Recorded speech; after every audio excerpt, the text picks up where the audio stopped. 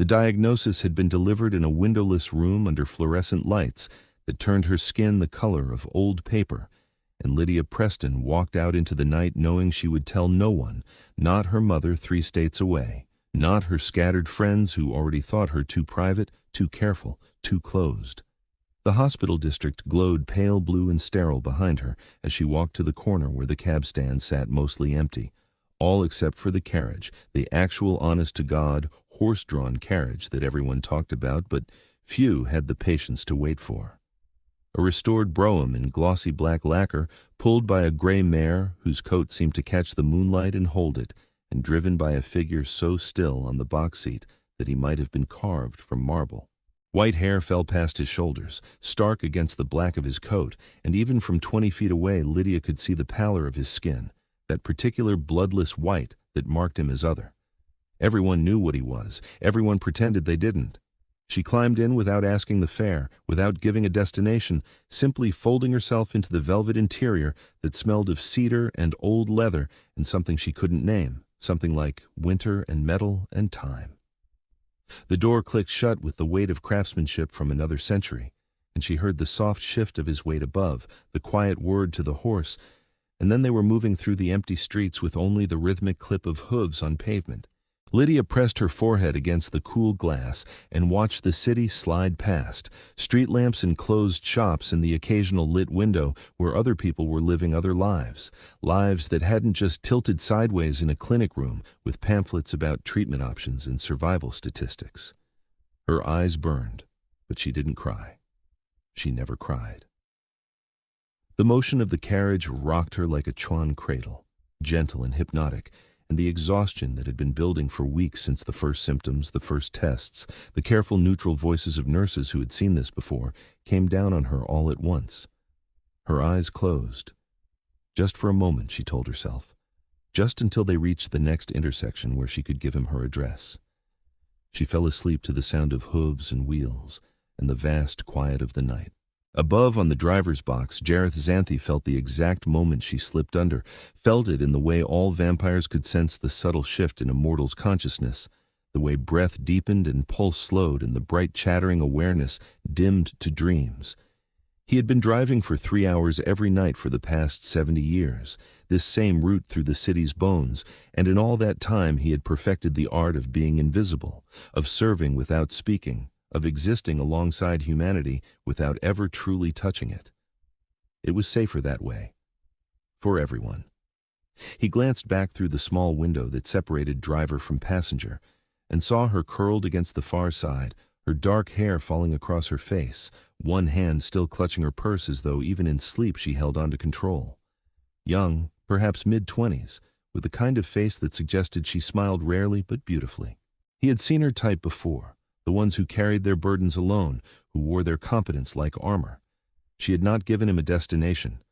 The intersection approached, and he made a decision that went against every rule he had set for himself, every careful boundary. Instead of stopping to wake her, instead of pulling to the curb and waiting for her to stir, he guided the mare left instead of straight, taking them away from the residential neighborhoods and toward the river, where the old part of the city still kept its gas lamps and cobblestone, and the modern world felt like something that could be held at arm's length. He would drive the longest route, beneath the moon that was 3 days from full, through streets empty enough that the only sound would be hoofbeats and the creak of springs. He would let her sleep until she woke on her own, or until dawn forced his hand. It was a small thing, this gift of rest to a stranger. It cost him nothing but time, and he had centuries of that. The mare knew these streets as well as he did, moving with the easy confidence of a creature who had walked this path 1,000 times, and Jareth let his hands rest light on the reins while the city transformed around them. Past the financial district with its dark towers, through the arts quarter where galleries stood shuttered and silent, along the river promenade where moonlight turned the water to hammered silver. He took every turn that added distance, every detour that kept them in motion, and he did not hurry. In the carriage, Lydia dreamed of drowning in paperwork, of consent forms that multiplied every time she signed one, of waiting rooms that stretched into infinity. She dreamed of her mother's voice asking why she never called, never visited, never let anyone in. She dreamed of the doctor's careful explanation of stage 2, of treatment protocols, of the difference between remission and cure. She woke 2 hours later to find the world drenched in moonlight, the carriage still moving through streets she didn't recognize. For a moment, panic flared, the visceral terror of not knowing where she was, but then she sat up and looked out properly and saw the river, the old district, the beauty of a city most people never bothered to see. Her heart slowed. She was safe. She had been sleeping, and whoever was driving had simply let her sleep. Lydia knocked on the roof, 2 soft taps. The carriage slowed, stopped. She heard him climb down, his movements utterly silent, and then the door opened and she found herself looking up at him for the first time. The stories didn't do him justice. White skin, yes, white hair that caught the moon like frost. But it was his eyes that held her, pale gray like winter fog, ancient and sad and completely, utterly calm. He was tall, built like something from an older time when men were made for war and survival, and he wore the clothes of his trade black coat, dark trousers, leather gloves with the unconscious grace of someone who had never questioned his right to exist exactly as he was. "I apologize," he said, and his voice was low and accented with something she couldn't place, something Eastern European buried under centuries of adaptation. "You did not provide an address. I thought it best to let you rest." "How long was I asleep?" 2 hours, perhaps slightly more. She should have been angry, should have been frightened. Instead, she felt something close to gratitude, a loosening in her chest that might have been the first easy breath she'd taken since sitting down in that clinic room. "Thank you," she said, "for letting me sleep." Something flickered in his expression, too fast to name. "Where may I take you?" She gave him her address, a third-floor walk-up in a neighborhood that was trying very hard to be trendy and mostly succeeding. He nodded once, closed the door with that same careful precision, and climbed back to his seat. The carriage moved again, this time with purpose, taking her through the final miles of night to her front door. When they arrived and she stepped down, reaching for her wallet, he shook his head. "No charge. You needed rest. I provided a quiet place to find it."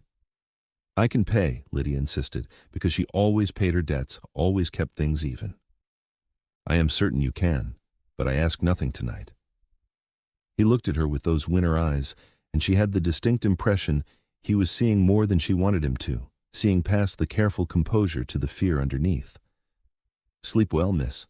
He drove away before she could argue further, the mare's hooves echoing off the buildings, and Lydia stood on the sidewalk watching until the carriage turned the corner and disappeared. She climbed to her apartment, unlocked the door, dropped her purse on the table where the hospital paperwork immediately spilled out, stark white against dark wood. Stage 2. Treatable. Survival rates good with proper intervention. She had 6 weeks until treatment started. 6 weeks to get her affairs in order, to arrange leave from work, to prepare for the battle ahead. 6 weeks to shore up every defense and make certain she could do this alone, the way she did everything. Lydia pulled out her laptop and began making lists, because lists were control, and control was survival. But part of her mind was still in that carriage, rocking gently through moonlit streets, held safe by a stranger who asked nothing in return. The second night she told herself she was simply too tired to deal with the subway. The third night she admitted she was looking for him specifically, scanning the cab stand until she spotted the black carriage, the gray mare, the white-haired figure waiting patient and still. She climbed in without speaking, and this time she stayed awake, watching the city pass while they drove a route that was never quite the same twice. After an hour, she knocked. He stopped.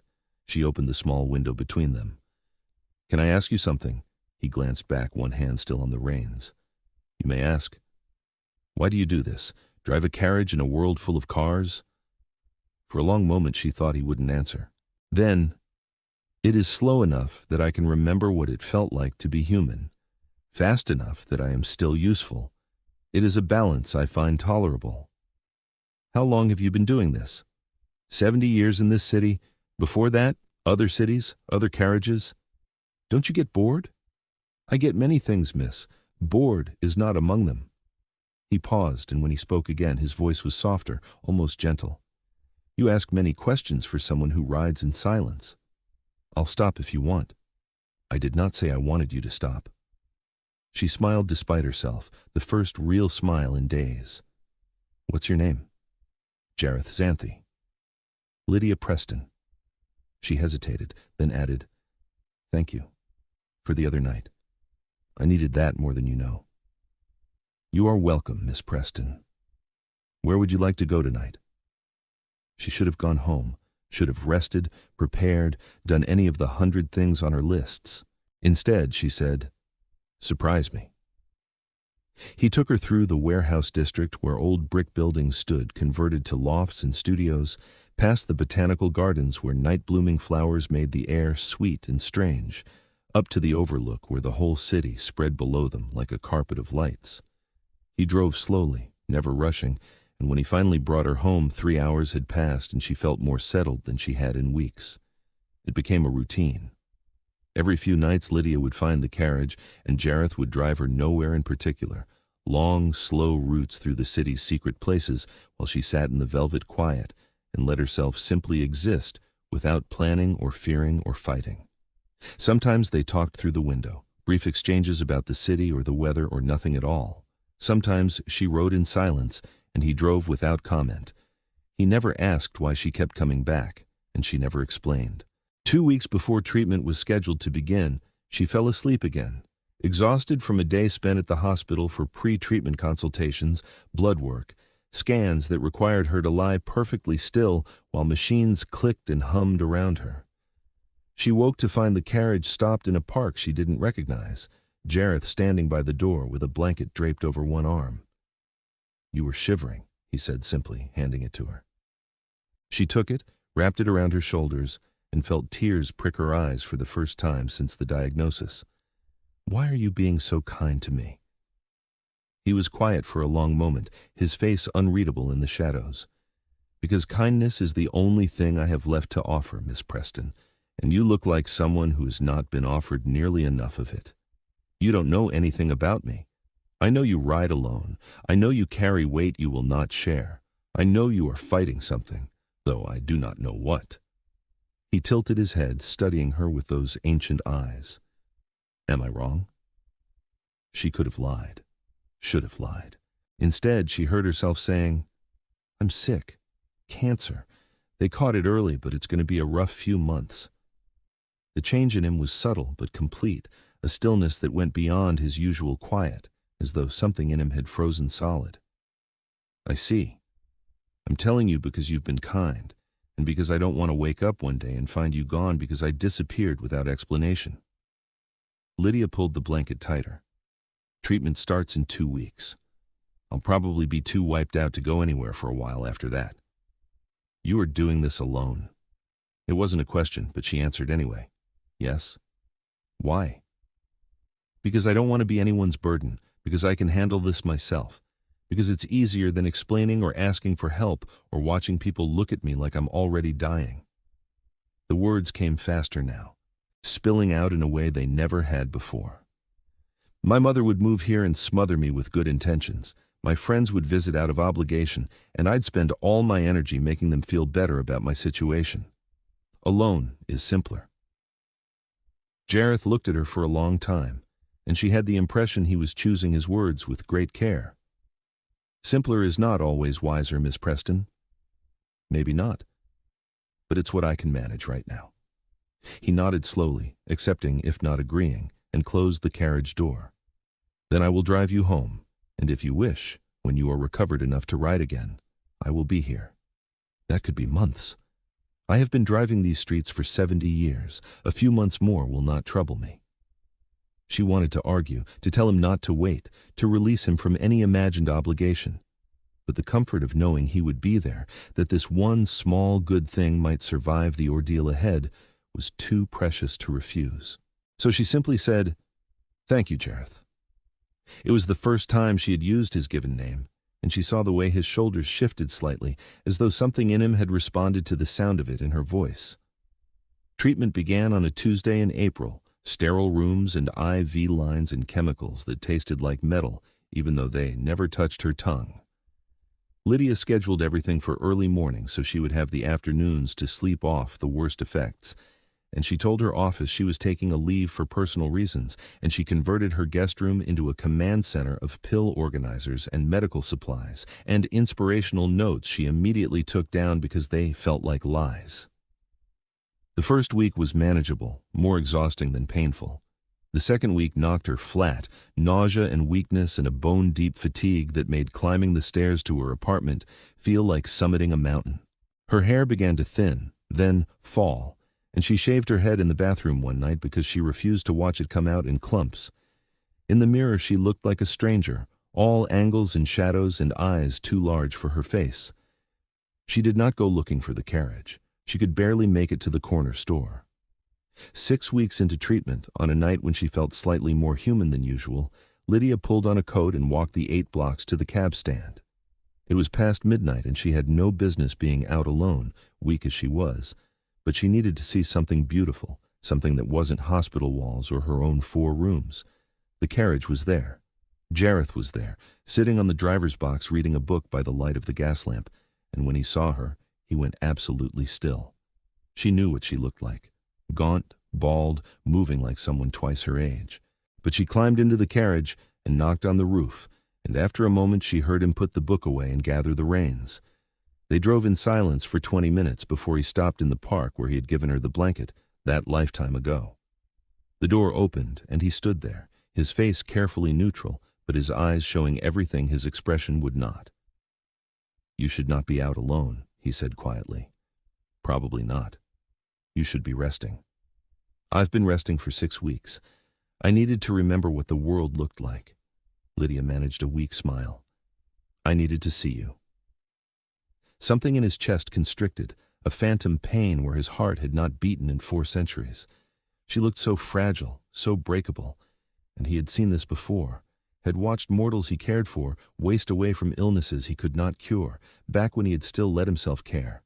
The urge to fix this, to offer her what he was, to promise her centuries instead of decades, rose up so fierce and sharp that he had to step back from the carriage door. "Jareth, you're not dying," he said, and his voice came out rougher than he intended. "Tell me you are not dying. The doctors say the treatment is working. My scans are improving. I'm not dying, just fighting like hell to stay alive." She watched him carefully. "Why does it matter?" "Because I've not allowed myself to care for a mortal in 200 years, and you have made me forget every reason why that was wise," he thought. "Because I am a creature of death, and you are life itself even in your weakness, because the thought of you, gone from this world, is unbearable in a way I did not think I could still feel." He said none of this. Instead, "You are a passenger who has shown me courtesy and conversation. I prefer my passengers alive and well." She laughed, a thin sound, but genuine. "I'll do my best." "See that you do, Miss Preston." He closed the door, climbed back to his seat, and drove her through every beautiful corner of the city he could find, giving her the world beyond her walls for as long as she could stay awake. When he brought her home 2 hours later, she was asleep again, and he did something he had not done in decades.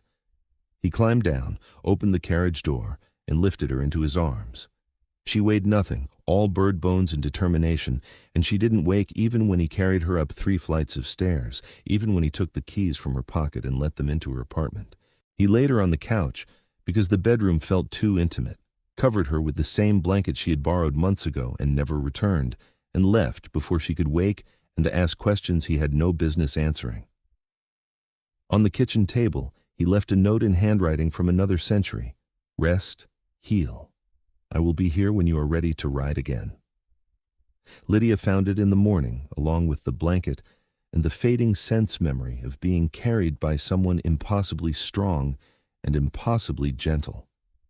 She pressed her hand to the paper and let herself feel, just for a moment, what it might be like to not be alone in this. Then she filed the feeling away, took her morning medications, and went to her next appointment. But she kept the note. Treatment stretched across the summer, 12 weeks that felt like 12 years. There were good days when Lydia could walk to the park and sit in the sun, and bad days when she couldn't keep down water, and very bad days when she seriously questioned whether survival was worth this price. On the good days, she would go to the carriage, and Jareth would drive her through the city without comment or judgment, just steady presence and the clip of hooves on pavement. On the bad days he would find her anyway. She never asked how he knew where she lived, how he knew when she was struggling. But on the nights when she was too weak to go to him, he would appear at her door with soup from a restaurant that catered to invalids, or books he thought she might like, or once, memorably, a laptop loaded with every film he had found beautiful in 70 years of watching human cinema. "You don't have to do this," she told him on one of those nights, propped up on her couch with a blanket and the persistent nausea that had become her baseline existence. "I am aware." He set the soup on her coffee table, moved the pill bottles to make room. "And yet? Why?" Jareth looked at her, this mortal woman who was fighting her way back from the edge with nothing but stubbornness and modern medicine, and felt the weight of every year he had lived pressed down on him. "Because you matter, Miss Preston. Because I have spent 2 centuries not mattering to anyone, not allowing anyone to matter to me, and you have disrupted that very thoroughly." "I didn't mean to. I suspect the most important disruptions are never intentional."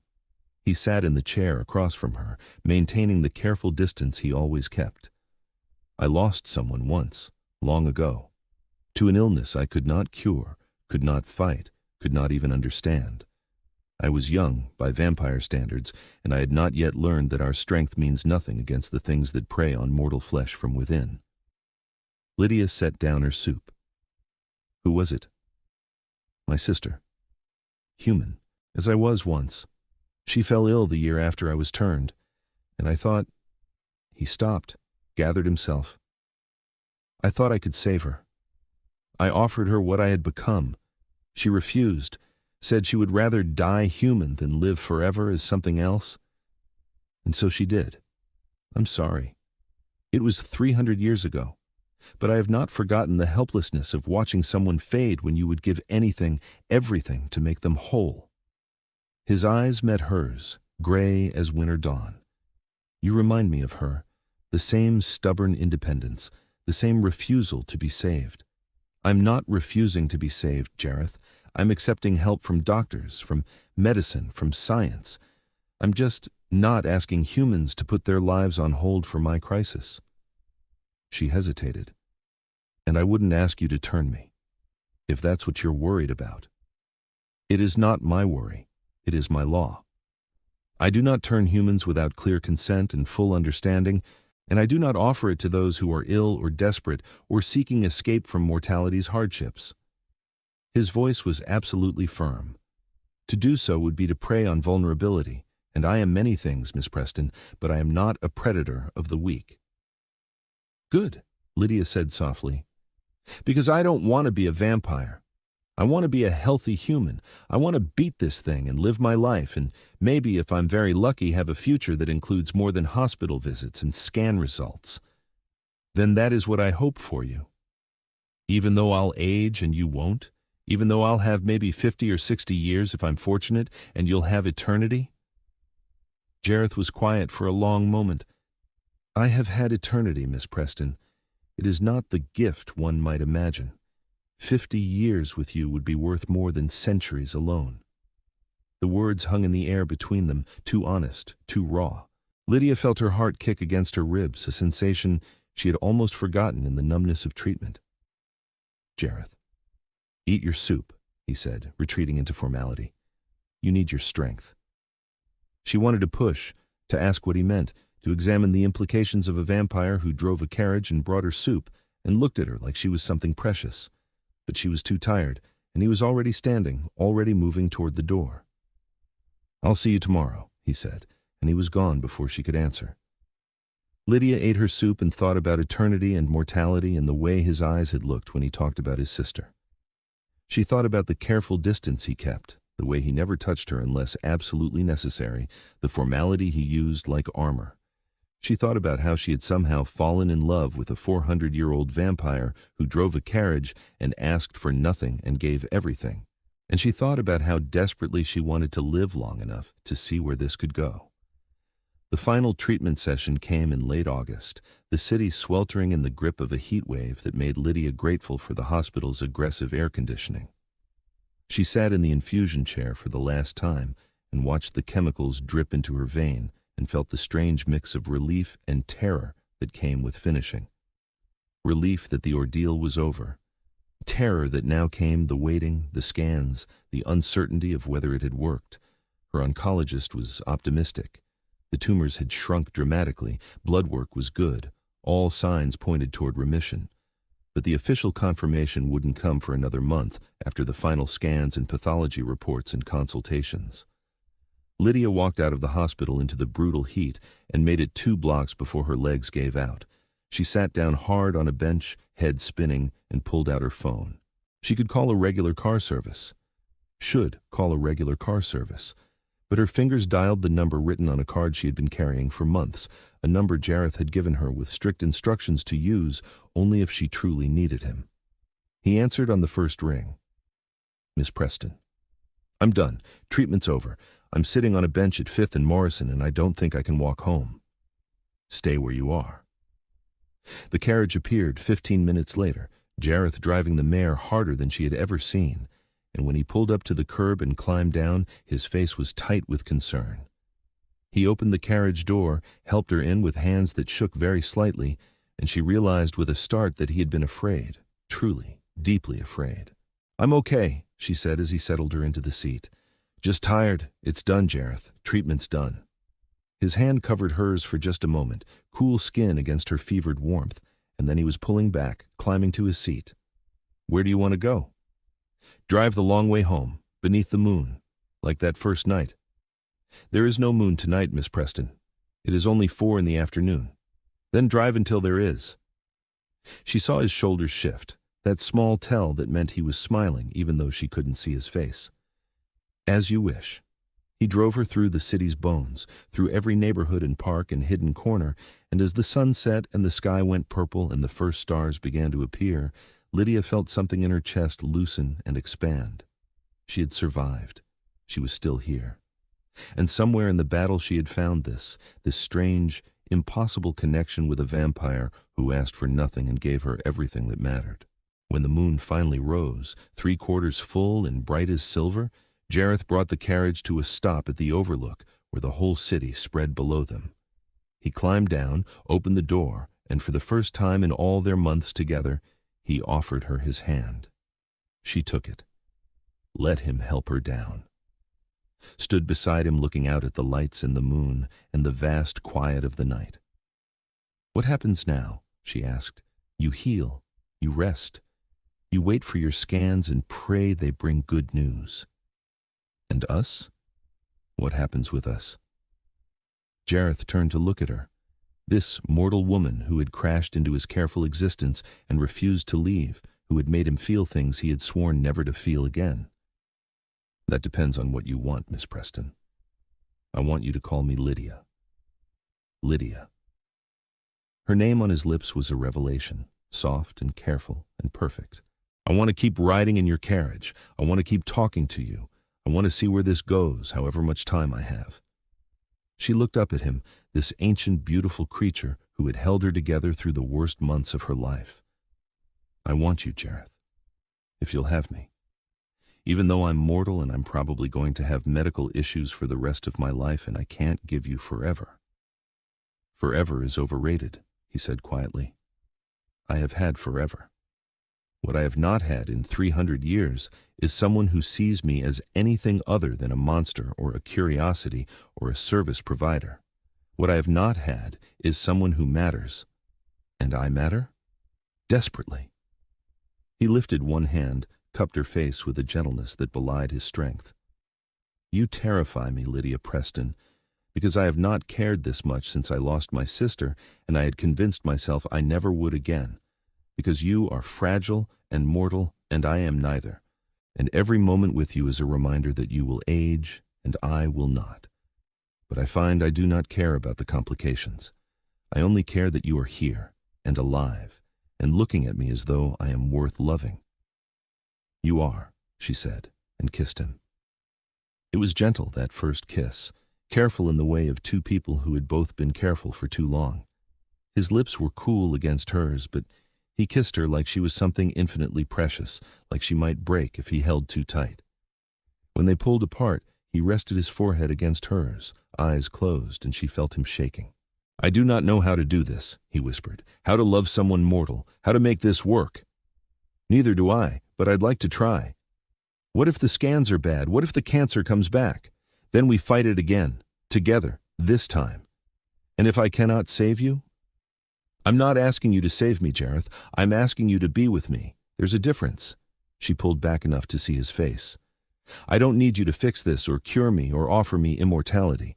I need you to drive me through the city and bring me soup and look at me like I'm the most important thing in your world. Can you do that?" He opened his eyes, those winter gray eyes that had seen empires rise and fall, and nodded. "Yes, I can do that." "Then that's enough." They stood in the moonlight for a long time, holding each other while the city breathed below them and the night deepened around them. And when Jareth finally drove Lydia home, it was with her sitting beside him on the driver's box, wrapped in his coat, watching the world pass from his perspective for the first time. The month of waiting was easier with Jareth beside her. He came to her apartment every evening, sometimes with food, sometimes with books, sometimes with nothing but his presence. They talked about everything and nothing, his centuries of existence, her childhood in a small town 3 states away, the strange intersection of their lives in this moment. He told her about the night he was turned, cornered in an alley by something old and hungry that gave him a choice, die or change. He told her about the decades it had taken to accept what he was, to build a code of honor that let him live with himself. She told him about the fear that had driven her to handle the cancer alone, the deep-seated terror of being a burden that went back to a childhood, watching her mother care for a grandmother dying by inches.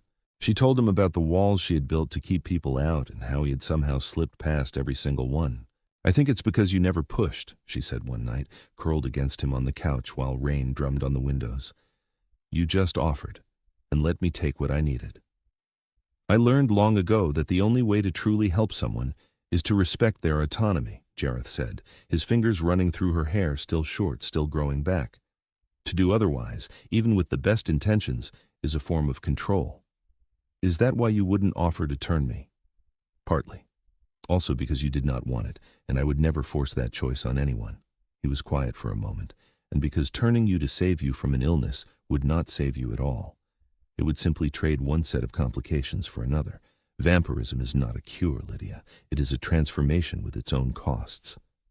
"Do you regret it? Being turned?" "Some days. Other days I am grateful, because it has allowed me to see wonders I would never have imagined, and it has brought me to this moment, to you, which I would not trade for anything." She tilted her head to look up at him. "Even knowing I'll age and you won't?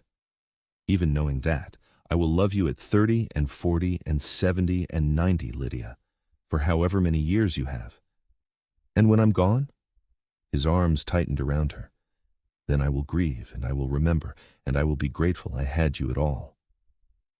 It should have been sad, that acknowledgement of her mortality and his eternity. Instead, it felt like freedom, like permission to simply live whatever time they had without the weight of forever complicating things. The scan results came on a Thursday in September. Lydia sat in the oncologist's office with Jareth beside her. He had come despite the daylight, wearing a hood and gloves and the kind of determination that said nothing would keep him away, and listened to words like clear and remission and no evidence of disease. She cried. Actually cried for the first time since the diagnosis, and Jareth held her hand and said nothing because there was nothing to say, just the weight of relief and joy and the knowledge that she had survived. "You'll need regular monitoring," the doctor said, smiling. "Every 3 months for the first year, then every 6 months. But this is the outcome we hoped for, Lydia. You did it." Outside in the parking lot, Jareth pulled her into his arms and held her so tight she could barely breathe, and she felt the tremor in his chest that might have been a sob if he had been capable of crying. "You're going to be all right," he said against her hair. "You're going to live." "We're going to live," she corrected. "Together. For as long as I have." "For as long as you have," he agreed, and kissed her in the sunlight, despite the way it made his skin smoke faintly, despite the discomfort he never mentioned. They celebrated that night the only way that mattered to either of them, with a long, slow ride through the city beneath the moon, the carriage that had become theirs taking them nowhere in particular, and everywhere that counted. Lydia sat beside Jareth on the driver's box and watched the world pass, and felt for the first time in her adult life completely and entirely at peace. "Where to?" Jareth asked, because he always asked even though they both knew the destination didn't matter. "The long way home," Lydia said. "Always the long way home." The years that followed were not simple, but they were good. Lydia's hair grew back darker than before, curling at the ends in a way it never had, and she went back to work at the architecture firm where she designed buildings she would never see completed. Jareth continued driving his carriage through the night, but now Lydia rode with him more often than not, sometimes helping navigate, sometimes just existing beside him in comfortable silence. She met the Vampire Council, the network of immortals who governed the city's supernatural population, and they accepted her presence in Jareth's life with varying degrees of skepticism and approval. The oldest among them, a woman named Isolde, who claimed to have known Cleopatra personally, took Lydia aside one night and asked her directly whether she understood what she was doing, tying herself to a creature who would watch her age and die. "I understand perfectly," Lydia said, "and I choose it anyway. Love doesn't require forever to be real." Isolde had studied her for a long moment, then smiled. "You are braver than I was at your age, child. I hope you have many happy years together." They did. Lydia's 3-month scans became 6-month scans, became annual checkups, each one clear, each one a small victory. She moved into Jareth's house, a Victorian mansion hidden in the old district that had rooms for every century he had lived, and a stable for the mare who had carried them through so many nights. They built a life that accommodated both mortal needs and immortal rhythms, Lydia's 9 to 5 and Jareth's nocturnal existence, her need for sunlight and his aversion to it, her human friends and his vampire associates. It was complicated and strange and absolutely perfect. 5 years after her final treatment, on a night when the moon was full and the city was quiet, Jareth drove them to the overlook where they had first acknowledged what they meant to each other. He helped her down from the carriage, led her to the edge where the light spread below, and dropped to one knee.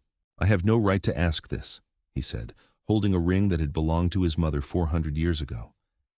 "I cannot give you immortality or promise you a future without loss. I cannot even promise I will age beside you or that our time together will be anything approaching fair. But I love you with everything I am, Lydia Preston, and I want whatever years you have. Will you marry me?" She pulled him to his feet and kissed him hard, laughing and crying at once. "Yes. Of course, yes." They married in the autumn, a small ceremony in the mansion's garden at twilight, when Jareth could stand in the fading light without pain.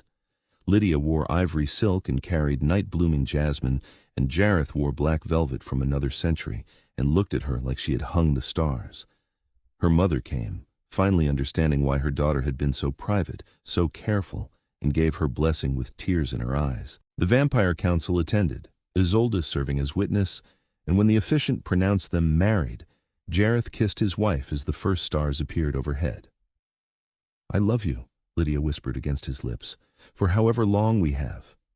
"For however long we have," he agreed.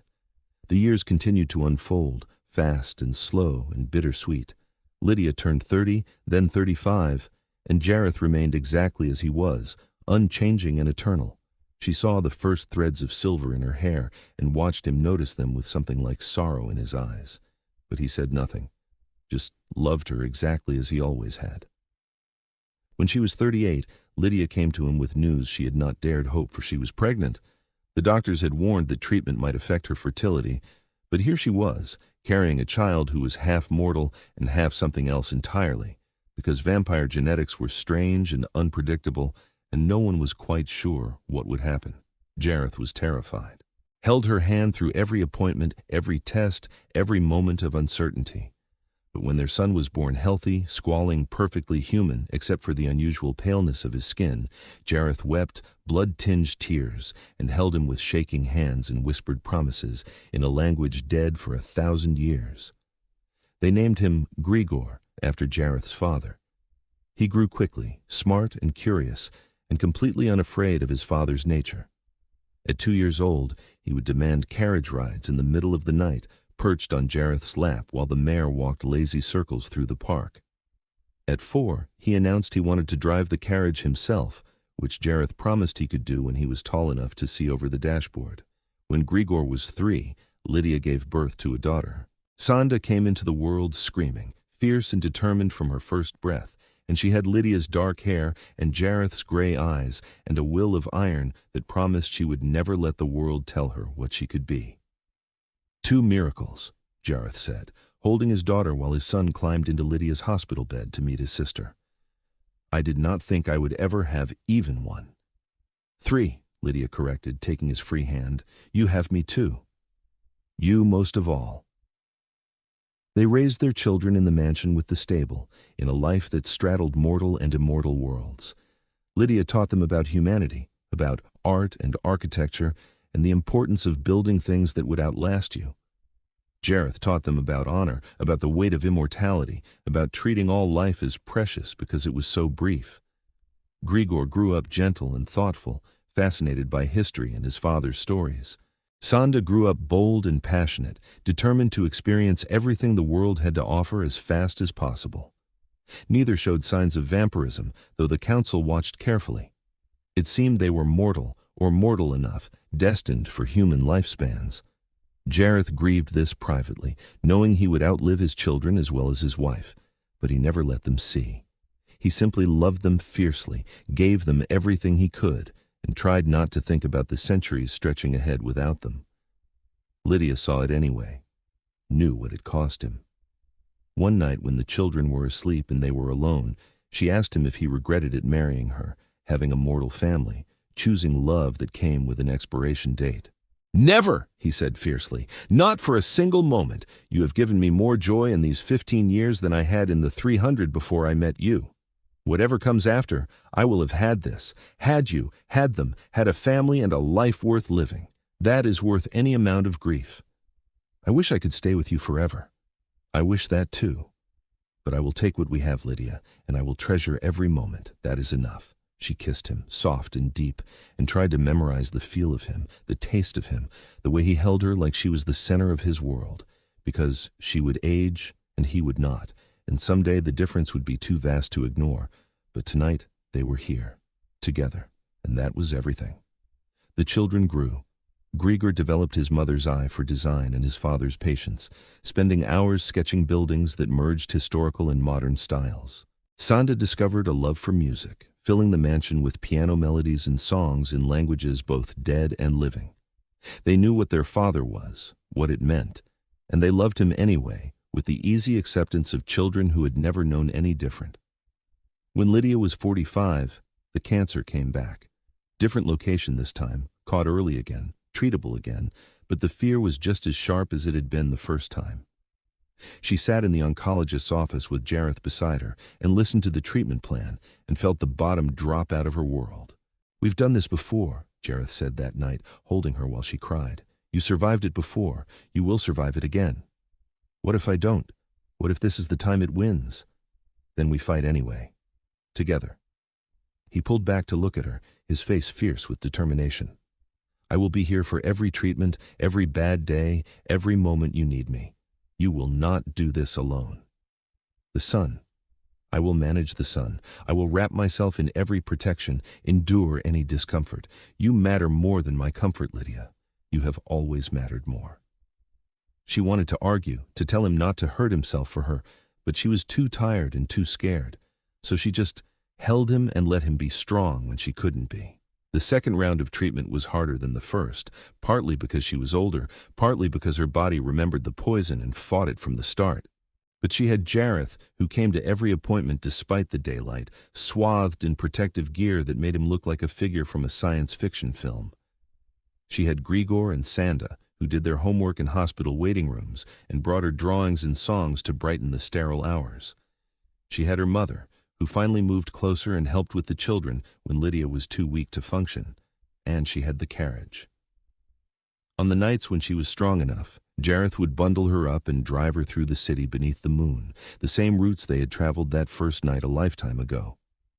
Sometimes the children came, curled up beside her in the velvet interior. Sometimes it was just the two of them and the steady rhythm of hooves. Do you remember the first time I fell asleep in here? Lydia asked one night, her head on Jareth's shoulder as they moved through the warehouse district. Every detail, You looked exhausted and terrified and determined not to show it. I thought you would wake after an hour and demand to be taken home immediately. Instead, you slept for nearly 3. Best sleep I'd had in weeks. I felt safe, even though I didn't know you, even though I should have been frightened of falling asleep in a vampire's carriage. She smiled. I think I started falling in love with you that night. I know I started falling in love with you then. The way you trusted without question, the way you let yourself be vulnerable in a world that had taught you to be guarded. You undid me from that first night, Lydia Preston. Lydia Xanthe, she corrected. I took your name, remember?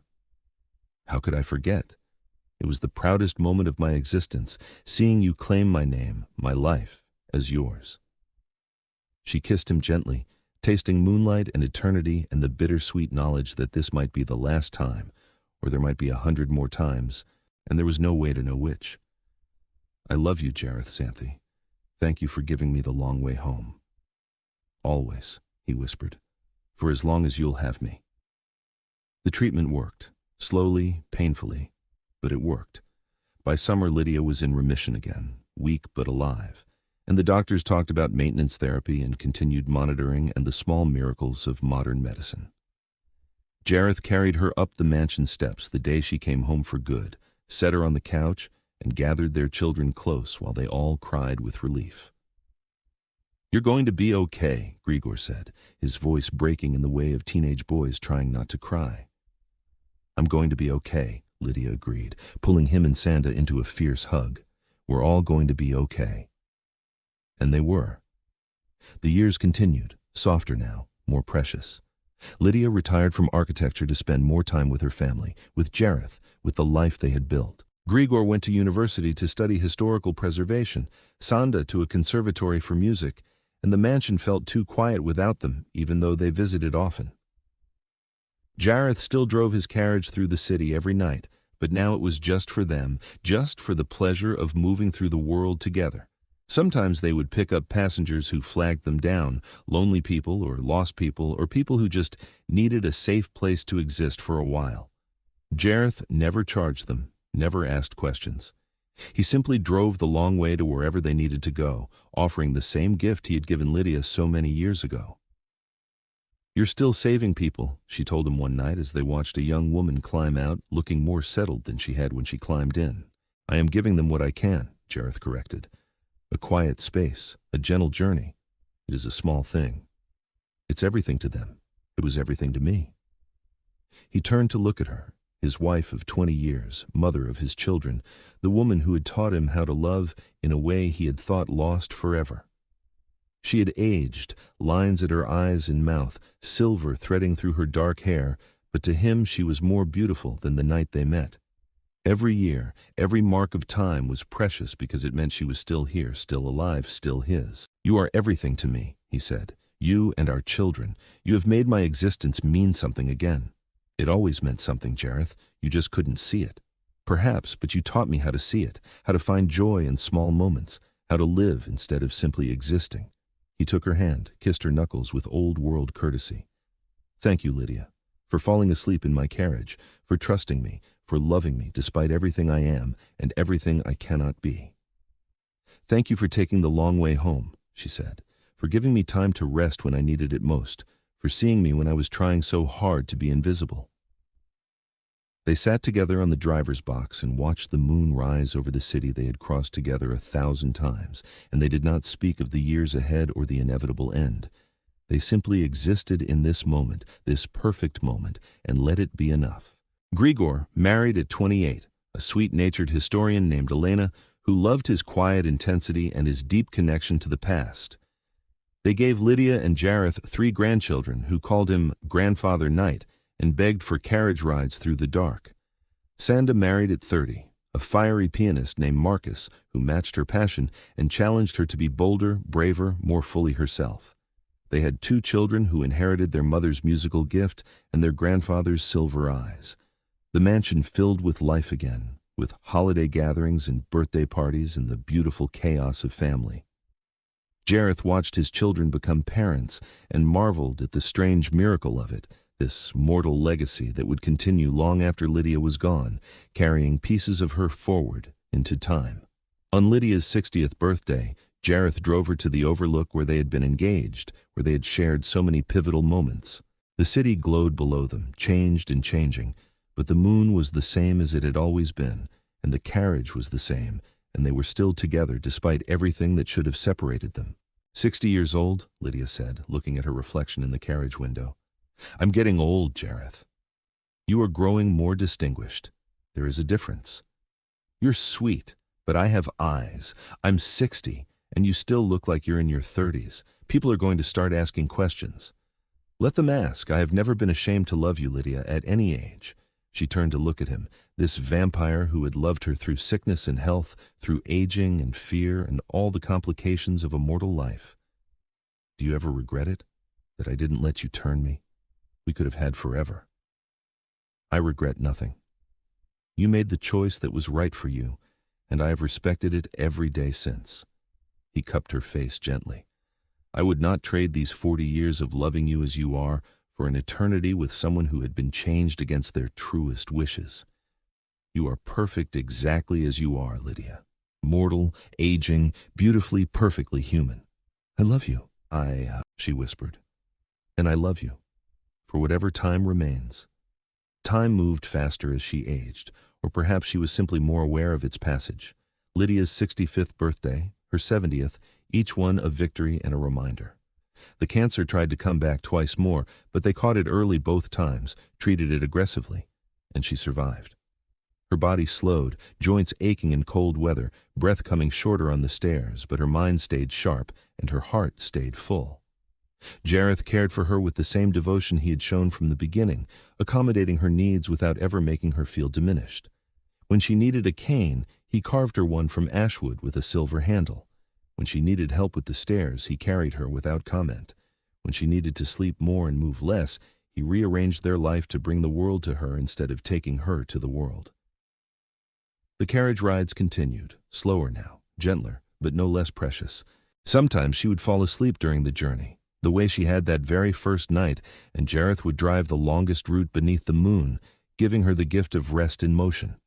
When she woke, she would find him watching her with those ancient eyes full of love and sorrow and acceptance, and she would smile and take his hand, and let the moment be enough. On her 75th birthday, surrounded by children and grandchildren and great-grandchildren who carried pieces of her and Jareth forward into the future, Lydia made a confession. I'm tired, she said to Jareth that night when everyone had gone home and it was just the two of them in the mansion that had seen so much life. Not sad, not depressed, just tired. I've had a good life, Jareth, better than I ever dreamed. But I'm tired. He held her close, his face buried in her silver hair, and she felt him shake with the grief he'd been holding back for years. I know you are. I'm not giving up. I'm not going to stop fighting or living or loving you, but I need you to know that when the time comes, I'll be ready. And I need you to promise me you'll let me go with grace, not try to hold me here past my time. I promise, he said, though the words cost him everything. When you are ready, I will let you go, and I will grieve, and I will remember, and I will carry you with me for whatever eternity remains. That's all I ask, she pulled back to look at him. And I need you to promise me something else. When I'm gone, don't stop living. Don't retreat back into that lonely existence you had before we met. Stay connected to our children, our grandchildren. Keep driving the carriage. Keep helping people. Keep being the man I fell in love with. I will try. Promise me, Jareth. I promise. I will honor your memory by continuing to live, by continuing to love our family, by being the man you believed I could be. He kissed her softly. But it will be hard, Lydia. Harder than anything I've ever done. I know, but you're strong enough. You've always been strong enough. They sat together in the moonlight streaming through the mansion windows, and they did not speak of timelines or medical predictions. They simply held each other and let love be the thing that defined them, not fear, not grief, not the cruel mathematics of mortality and eternity. Lydia lived to see her 80th birthday, frailer now but still herself, still sharp and funny and deeply loved. The cancer had finally settled into a chronic management situation, always present but mostly controlled, and she had made peace with carrying it as part of her life. Jareth cared for her with unwavering devotion, and their children visited often, and the great-grandchildren filled the mansion with noise and joy. On a night in early autumn, 55 years after she had first fallen asleep in his carriage, Lydia asked Jareth to take her for one more ride.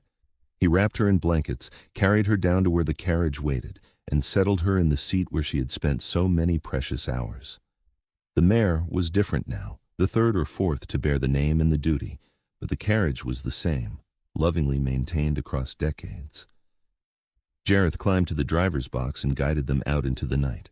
They drove through the city they had crossed together 1,000 times, past the hospital where she'd been diagnosed and treated and declared in remission over and over, past the overlook where they had been engaged, through the park where they had brought their children, along the river where the moonlight turned water to silver.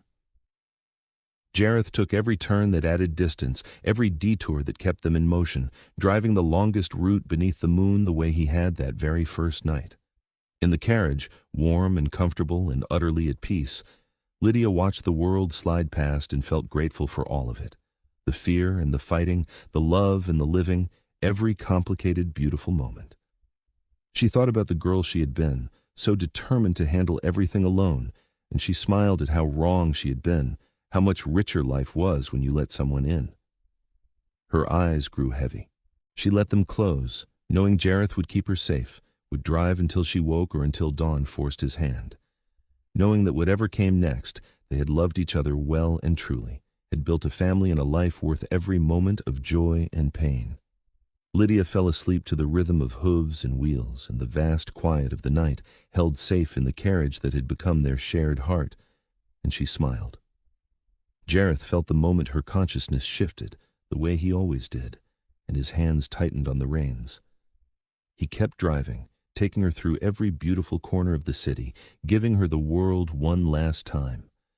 When he finally accepted that she would not wake, that her sleep had deepened into something permanent, he brought the carriage to a stop at the overlook, where the city spread below them like scattered stars. He climbed down, opened the carriage door, and looked at his wife for a long moment. She looked peaceful, a small smile on her lips, and he knew with the certainty of 400 years that she had been ready, had gone gently into whatever came next. "Thank you," he whispered, gathering her into his arms, "for falling asleep in my carriage, for trusting me with your heart, for giving me a life worth living, for every moment, every year, every precious second. I will love you until time itself ends, Lydia Preston Xanthe. And I will keep my promise. I will live and I will love our family, and I will honor your memory by being the man you believed in." He carried her home as the first light of dawn touched the horizon, and when their children arrived, they found him holding her hand, sitting vigil the way he had through every illness, every crisis, every moment she had needed him. They grieved together, vampire and mortals, family bound by love rather than blood.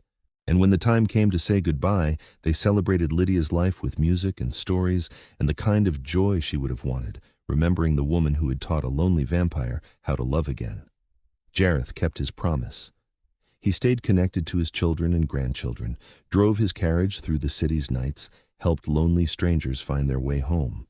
He lived instead of simply existing, carrying Lydia with him in every choice, every moment of grace, every act of unexpected kindness. And sometimes, on nights when the moon was full and the city was quiet, he would drive the longest route through the streets where they had fallen in love, and he would remember the woman who had fallen asleep in his carriage and changed his world forever. He would remember her courage, her stubbornness, her incredible capacity for love despite every reason to close herself off. He would remember her smile, her laugh, the way she had looked at him like he was worth loving despite everything he was and everything he could never be.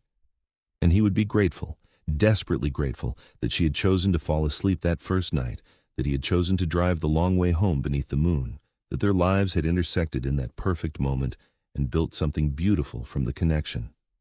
Forever was long. Forever was lonely. But he had had 55 years with Lydia Preston, had loved her and been loved by her, had built a family and a legacy that would continue long after he was dust. It was enough. It was everything. and he carried her memory forward into the endless nights, keeping his promise, living the life she had believed he could have. The carriage rolled on through the city beneath the moon, driven by a vampire king who had learned that love did not require forever to be real, that mortality made every moment precious, that the greatest gift was not eternal life, but a life lived fully in whatever time you had. And somewhere, in whatever came after, Lydia Preston Xanthe smiled and knew that her vampire king would be all right, that their children would thrive, that the love they had built would echo forward through generations. She had fallen asleep in his carriage one last time, and he had given her the longest route home, beneath the moon, exactly as he had promised all those years ago. It was a good ending. It was the ending they had both chosen, lived toward, made peace with. It was love in all its complicated, beautiful, heartbreaking glory. And it was enough.